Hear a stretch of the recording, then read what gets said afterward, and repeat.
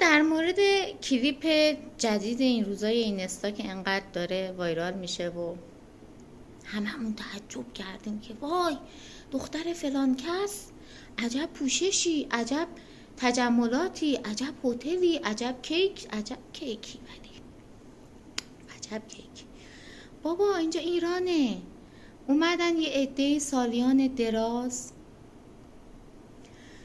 ریختن کف خیابون که یه عده‌ای رو به خاطر اینکه سرمایه‌های ملی مردم رو به تاراج می‌بردند. ما که نبودیم ببینیم، گردن اونایی که میگن سرمایه‌های ملی مردم رو به تاراج ببرن و خودشون و خانوادهشون برن اونور عشق و حال کنن، اینا رو برکنار کردیم، اینا رو بیرون کردن.